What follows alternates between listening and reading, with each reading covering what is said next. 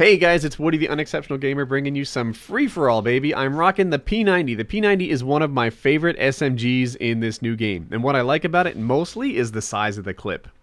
What I'm finding is that I'm not winning my gunfights against guys with assault rifles at a distance with the SMG. It's just hard, right? The thing bounces all over the place. I lose people in the iron sights. It's difficult. So instead, what I like to do is I like to shoot from the hip. I shoot from the hip a lot as I sit here and aim down sights, making myself a liar.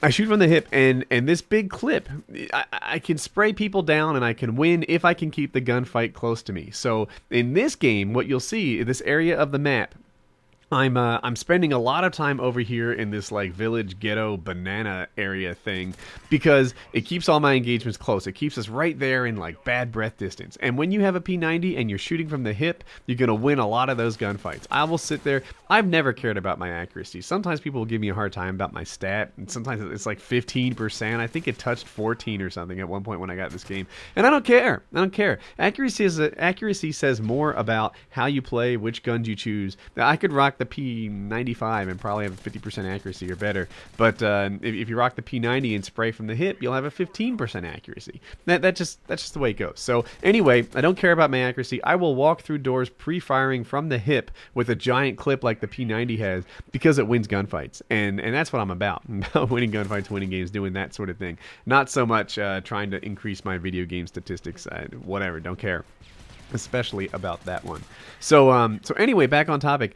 Here I've got my UAV in my pocket, but I don't think I call it quite right away. Instead, I go in here, and the UAV is a little less valuable to me because a lot of these guys don't have dead silence, right? They're too low a level to have dead silence, and I have it. So I'm raping the noobs because I can sound whore these guys. The sound whoring is back in Modern Warfare 3. People have asked me about that. It is a lot like it was in Modern Warfare 2. Now, just like Modern Warfare 2, it's kind of a loud game, right? There's a lot of UAVs up. There's a lot of UAVs don't make noise. There's a lot of choppers up of one sort or another. There's a lot of bangs. A lot of things are going off that prevent you from sound whoring really well because kill confirm, domination. These are loud game types.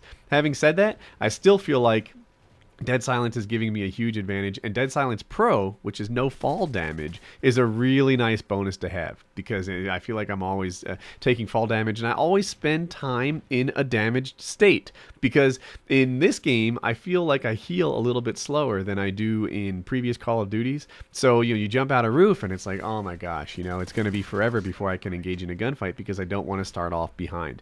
The attack helicopter, man. So when you first get this game, the attack helicopter starts doing work. It just rapes the noobs. It's a wonderful thing. But as the week went on, the attack helicopter was doing less and less and less for me. Sometimes it wasn't even getting a kill because people were running blind eye, people were running stingers, people knew how to take those things out. But I think this particular attack helicopter did some work for me, which is nice because look, it's the YouTube games. Those are the games where your kill streaks work out well for you. So I'm kind of hiding right here, hoping my attack helicopter gets me those last 2 kills. And now I'm just 1 kill away from the AC130, and I don't call in the AC130 right away. There it is. So the attack helicopter got me my last kill. I'm working my way towards an AC130, but because I hear footsteps, I'm like too busy. I don't want to just die and call this thing. And it's different than previous games. Look what just happened. I just earned a UAV, or I'm 1 away from a UAV. In this game, if you earn, in this case 3712. Then you can flip this thing around and earn more kill streaks on the bottom end, right? There's no need to die anymore. It used to be, like I remember Mark of Jake, for example. He would earn his top kill streak, stand in the middle of all the traffic, and work his chopper gunners and dogs. Why? Because he wanted to die. He didn't want to waste any time not earning kill streaks. He wanted to get right on it. So AC-130, let's talk about that. The AC-130 shoots and handles a lot like the AC-130 from Modern Warfare 2. There's the 105, 40, and 25 millimeter cannons, just like before. If you shoot the top one, while you're shooting the other 2, the top one will reload. So you can kind of cycle through those and get as much, ordnance on the ground as possible. So that part works out well. It's a smart strategy to fire your 105, fire all 4 of your 40s, and then the 25 millimeter, yes or no. I don't get a lot of kills with it, so sometimes I feel like I'm wasting time when I could be working on the other 2. But it's just like that. The difference between this AC-130 in the AC130 and Modern Warfare 2 is that I feel like it's less the blast radius of the ordnance that you're firing isn't quite as big. In Modern Warfare 2, I'd fire that big 105 millimeter thing, and it seemed like it was a mini nuke. You know, everybody in the area died. The double kills, multi kills, they were the order of the day. In this one, I'm firing that big one, and I'm finding I'm not always getting the kill at the guy I aimed at, let alone, you know, the super collaterals. And do you see what happened here? I'm still alive. I'm still in that same life, and I've earned another chopper gunner. So yeah, you know, that's a neat thing to keep in mind. You know, it's no longer a good thing to die. You know, that AC-130 practically earned me my next chopper gunner, and that's a really cool thing. So now that thing's up in the sky, helping me out again. In this area of the map, right in front of me, or to my right as I say this now, there is a spawn point. So sometimes what I like to do is tuck away by this crate, so there's a little nook there, and then wait for them to spawn on my side and kill them as soon as they live. So, oops, I got shot in the back. That'll happen.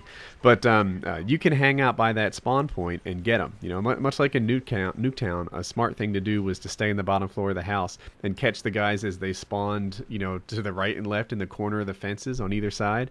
In this map, it can be a smart idea to hang out in the middle of the urban area and catch the guys as they spawn nearby you. So there it is, 30 and 4. Not quite a 10 KD, but on my way. And some AC-130 gameplay, which maybe you haven't seen before, because it's, you know, a brand new game as I record this.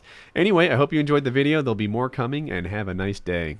Okay, and now for 2 videos you may have missed. Up top, Power Positions Part 1. I take a look at lines of sight, domination, flag, capture points, things like that, and give you guys kind of a tour of maps. So yeah, good video. Check it out. The bottom one is the Modern Warfare 3 class setup guide. I talk about some of the perk combinations and gun setups that work for me.